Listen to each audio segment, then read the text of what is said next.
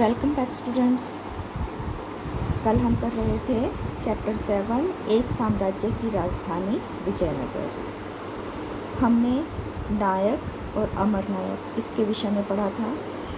इसके बाद हम विजयनगर राजधानी तथा परिप्रदेश टॉपिक नंबर 3 आ जाता है पेज 176 पे। हमने ये किया था जिसमें हमने पवित्र केंद्र, केंद्रीय भाग, शाही केंद्र इन सबको देखा था। तुंगभद्रा नदी की हुई स्थिति हमने मैप में देखी थी। अब हम आ जाते हैं अगले टॉपिक 3.1 जल संपदा पेज नंबर 177। देखिए यहाँ की जल संपदा में जो सबसे विशेष स्थान रहा है वो किसका है? तुंगभद्रा नदी का। तुंगभद्रा नदी जो है उसी के पानी से यहाँ बहुत सारी हौज निकाली जाती थी, बांध बनाए जाते थे और सिंचाई की जाती थी। ये क्वेश्चन काफ़ी इम्पोर्टेंट है कि यहाँ पे किस तरह सिंचाई होती थी या यहाँ की जल संपदा किस प्रकार की थी, तो इसके ऊपर क्वेश्चन आ जाता है। आपने इसको ध्यान से करना है। तो हम पढ़ना स्टार्ट करते हैं। विजयनगर की भौगोलिक स्थिति के विषय में सबसे चौंकाने वाला तथ्य तुंगभद्रा नदी द्वारा यहाँ निर्मित एक प्राकृतिक कुंड है। ठीक है, तुंगभद्रा नदी यहाँ बहती है जो एक प्राकृतिक कुंड बनाती है, जो कि सबसे ज़्यादा आश्चर्यजनक चीज़ है, सबसे चौंकाने वाली चीज़ है। यह नदी उत्तर पूर्व दिशा में बहती है। आपको पता ही है उत्तर दिशा होती है ऊपर और पूर्व दिशा होती है हमारे राइट हैंड की तरफ। तो यह उत्तर पूर्व दिशा में बहती है। आसपास के भूदृश्य रमणीय ग्रेनाइट की पहाड़ियों से परिपूर्ण है। जो हमारा विजयनगर है इसके आसपास क्या है? ग्रेनाइट की पहाड़ियाँ हैं जो चारों तरफ जो है एक करघनी का सा निर्माण करती हैं। ऐसा लगता है जैसे उन्होंने एक करघनी बना ली हो, दीवार बना दी हो। इन पहाड़ियों से कई जल धाराएँ आकर नदी में मिलती हैं। अब आपने देखा है पहाड़ों से बहुत सी जलधाराएँ निकलती हैं, तो इन पहाड़ियों से भी बहुत सारी जलधाराएँ निकलती हैं। नीचे तुंगभद्रा नदी बह रही है तो आके उसमें मिल जाती है। लगभग सभी धाराओं के साथ बांध बनाकर अलग अलग प्रकार के हौज बनाए गए थे। जितनी भी ये धाराएँ निकल रही थी पहाड़ियों से, उनके साथ साथ क्या बनाए गए हैं? बांध बनाए हैं और हौज बना दिए गए हैं। मतलब हौज मतलब पानी को इकट्ठा कर लिया गया है, इसलिए ताकि उनसे सिंचाई हो सके। क्योंकि ये प्रायद्वीप के सबसे शुष्क क्षेत्रों में से था, इसलिए पानी के संचयन और इसे शहर तक ले जाने के व्यापक प्रबंध करना आवश्यक था। ऐसे सबसे महत्वपूर्ण हौजों में एक का निर्माण 15वीं शताब्दी के आरंभिक वर्षों में हुआ, जिसे आज कमलपुरम जलाशय कहा जाता है। ठीक है, 15वीं शताब्दी में एक जलाशय का निर्माण किया था, उसका नाम क्या था? कमलपुरम।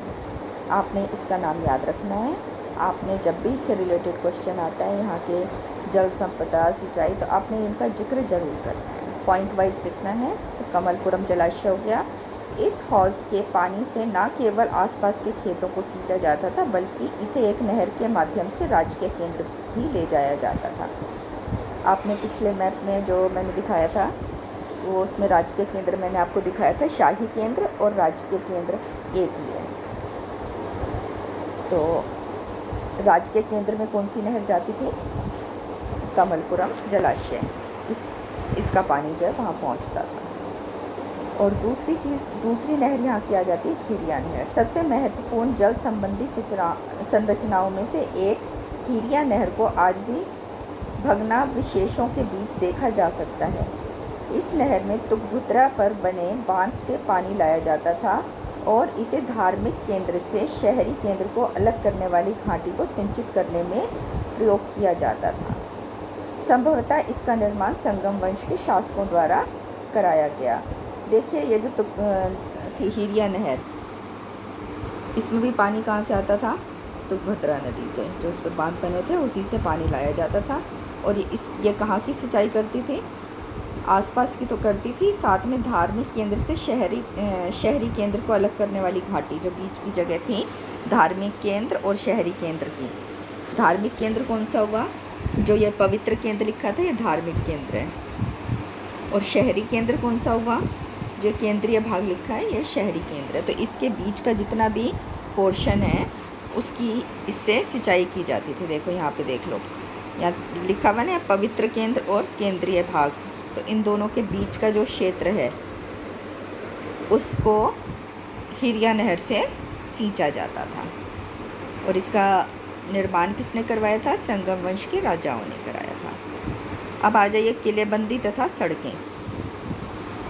देखिए यहाँ की किलेबंदी के बारे में बार बार प्रश्न पूछा जाता है। इस टाइम पे आए थे अब्दुल रज़ाक, जो कि कौन थे?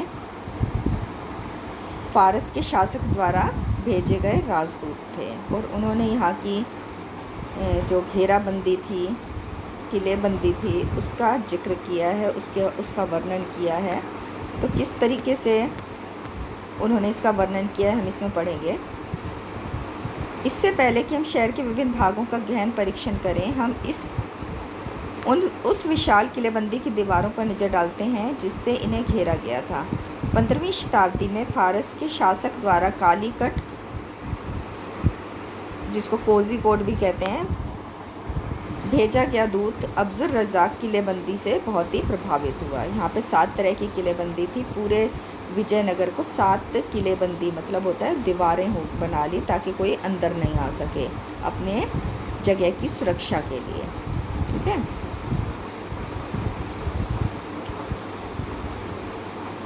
बल्कि और उसने दुर्गों की 7 पंक्तियों का उल्लेख किया। इनसे न केवल शहर को बल्कि कृषि में प्रयुक्त आसपास के क्षेत्र तथा जंगलों को भी घेरा गया।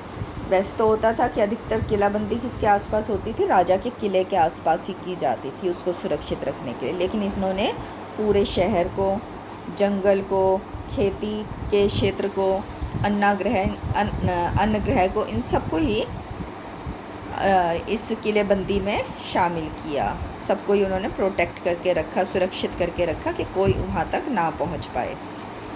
यह विशाल राजगिरी संरचना थोड़ी सी शुंडाकार थी। गारे या जोड़ने के लिए किसी भी वस्तु का निर्माण कहीं भी प्रयोग नहीं किया गया। ये जो किलेबंदी थी उसमें जो पत्थर लगे थे वो आपस में एक दूसरे पर रुके रहते थे। बीच में कोई भी गारा, सीमेंट कुछ भी नहीं लगा था। उनका आकार ही ऐसा था कि वो आपस में फंस जाते थे और उस दीवार का निर्माण कर देते थे, जिसके कारण वह स्थान पर टिके रहते थे। दीवारों के अंदर का भाग मिट्टी और मलबे के मिश्रण से बना हुआ था। वर्गाकार तथा आयताकार बुर्ज जो थे वो बाहर की ओर निकले थे। इस किले की सबसे महत्वपूर्ण बात यह थी कि इससे खेतों को भी घेरा गया था। अब्दुल रज़ाक लिखते हैं, पहली तीसरी दीवार के बीच जुते हुए खेत, बगीचे और आवास हैं। जो पहली और तीसरी दीवार है उनके बीच में खेत, बगीचे और आवास हैं। और पेस कहता है, पेस भी इस टाइम पे आया था। वो क्या कहते हैं, इस पहली परिधि में से शहर के प्रवेश तक की दूरी बहुत है। जो सबसे बाहर की दीवार है उससे शहर तक पहुंचने की दूरी बहुत ज़्यादा है। मतलब शहर तक पहुंचने के पहले ही कई दीवार आ जाती हैं। तो कोई भी अगर दुश्मन आता है तो वो शहर तक और फिर राजा तक उसका पहुंचना बहुत ही मुश्किल काम था। इस पहली परिधि में शहर में प्रवेश करने तक की दूरी बहुत है, जिसमें खेत हैं जहाँ वे धान उगाते हैं, कई उद्यान हैं, बहुत जल जो 2 झीलों से लाया जाता है। इस कथन की आज के पुरातत्वविदों द्वारा पुष्टि की गई है। उन्होंने धार्मिक केंद्र तथा नगरीय केंद्र के बीच एक कृषि क्षेत्र के साक्ष्य भी खोजे हैं। यह क्षेत्र एक व्यापक नहर प्रणाली के माध्यम से सींचा जाता था, जिसमें तुंगभद्रा से जल लाया जाता था। ये मैंने अभी आपको बताया था, हिरिया नहर से सींचा जाता था। आपके विचार में कृषि क्षेत्रों को किलेबंद भूभाग में क्यों समाहित किया जाता था? ये मैंने आपको पहले ही बताया था कि कृषि क्षेत्रों को किलेबंद भूभाग में क्यों समाहित किया जाता था, ताकि अगर कोई शत्रु उन पे हमला करता है तो उसे अन्न से वंचित किया जा सके। जब अन्न और खेती वाला क्षेत्र सब के सब किलेबंदी में होंगे तो जो शत्रु आएगा वो अपने साथ जितना सामान खाने पीने का लाएगा कुछ टाइम के बाद ख़त्म हो जाएगा, तो उसे वापस जाना पड़ेगा। इसलिए वो जितने भी उनके खेती वाले क्षेत्र थे, अन्नगृह, इन सबको किलेबंदी में समाहित करके रखते थे। अक्सर मध्यकालीन घेराबंदियों का मुख्य उद्देश्य प्रतिपक्ष को खाद्य सामग्री से वंचित कर समर्पण के लिए बाध्य करना होता था। आप इसको अंडरलाइन कर लीजिए, बहुत ही इम्पोर्टेंट है कि किलेबंदी में खेती के क्षेत्र को क्यों रखा जाता था। ये आपको आंसर मिल रहा है। अक्सर मध्यकालीन घेराबंदियों का मुख्य उद्देश्य प्रतिपक्ष को खाद्य सामग्री से वंचित कर समर्पण के लिए बाध्य करना होता था। ये घेराबंदियां कई महीनों और यहाँ तक कि वर्षों तक चल सकती थी। आमतौर पर शासक ऐसी परिस्थितियों से निपटने के लिए किलेबंद क्षेत्रों के भीतर ही विशाल अन्नागारों का निर्माण कराते थे। ठीक है ना, जो किलेबंद क्षेत्र थे वहीं पे वो अन्नागार भी बनाते थे कि अंदर के लोगों को तो अन्न मिलता रहे, लेकिन बाहर से जो शत्रु आया है उसे अन्न नहीं मिल पाए, वो पहुंच ही नहीं पाए वहाँ तक, और फिर उसे आत्मसमर्पण करना पड़े, वापस जाना पड़े। विजयनगर के शासकों ने पूरे कृषि भूभाग को बचाने के लिए एक अधिक महंगी तथा व्यापक नीति को अपनाया। अब पूछते हैं इसके क्या नुकसान थे, तो ये इसका नुकसान आ गया कि ये अधिक महंगी नीति थी। मतलब अब इतनी बड़ी बड़ी दीवार बनाएंगे, मजबूत दीवार, तो खर्चा तो होगा ना। पूरे शहर को उन्होंने 7 दीवारों से घेर रखा था, तो ये बहुत ही महंगी नीति थी। दूसरी किलेबंदी नगरीय केंद्र के आंतरिक भाग के चारों ओर बनी हुई थी, और तीसरी से शासकीय केंद्र को घेरा गया था।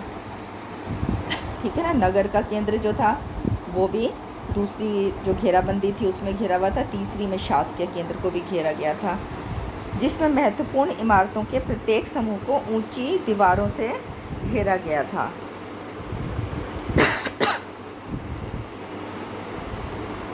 दुर्ग में प्रवेश के लिए अच्छी तरह सुरक्षित प्रवेश द्वार थे, जो शहर को मुख्य सड़कों से जोड़ते थे। प्रवेश द्वार विशिष्ट स्थापत्य के नमूने थे। जो प्रवेश द्वार थे वो उस पर बहुत सुंदर चित्रकारी होती थी, जिससे कि दुर्ग में प्रवेश किया जाता था। बहुत बड़े बड़े ऊंचे ऊंचे वो प्रवेश द्वार थे।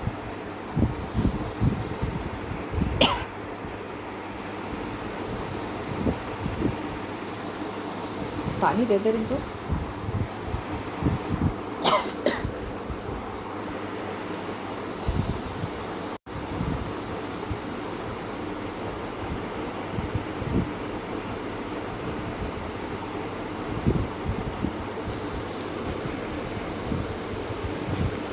अच्छा, दुर्ग में प्रवेश के लिए अच्छी तरह सुरक्षित प्रवेश द्वार थे, जो शहर को मुख्य सड़कों से जोड़ते थे।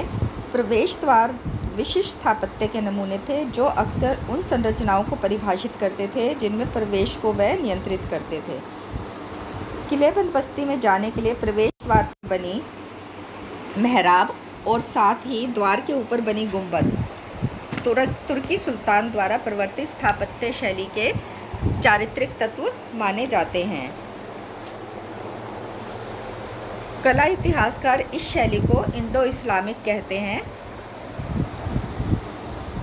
क्योंकि इसका विकास विभिन्न क्षेत्रों की स्थानीय स्थापत्य की परंपराओं के साथ संपर्क से हुआ। अब देखो, क्योंकि मैं आपको पहले भी बताया था कि आसपास के क्षेत्रों में इस्लामिक लोग थे, तो उनके साथ इनका आना जाना रहता था, जो वहाँ के शहंशाह वगैरह थे उनके साथ। तो वहाँ का जो कल्चर था यहाँ पे आ जाता था, यहाँ का वहाँ चला जाता था। तो ये मिला जुले कल्चर से जो यहाँ के ये द्वार बने हैं, तो कौन सी शैली के द्वार कहलाते हैं? इंडो इस्लामिक, क्योंकि इस्लाम का भी कल्चर इसमें था और भारत का भी कल्चर था, हिंदुओं का। तो ये मिला जुले कल्चर से ये जो द्वार हैं ये बने हुए हैं। जो इस पर सब कुछ काम किया गया है वो भी मिक्स्ड कल्चर से किया गया है, क्योंकि इसका विकास विभिन्न क्षेत्रों की स्थानीय स्थापत्य की परंपराओं के साथ संपर्क से हुआ। पुरातत्वविदों ने शहर के अंदर की ओर तथा वहां से बाहर जाने वाली सड़कों का अध्ययन किया। उनकी पहचान प्रवेश द्वारों से होकर जाने वाले रास्तों के अनुकरण तथा फर्श वाली सड़कों की खोजों से की गई है।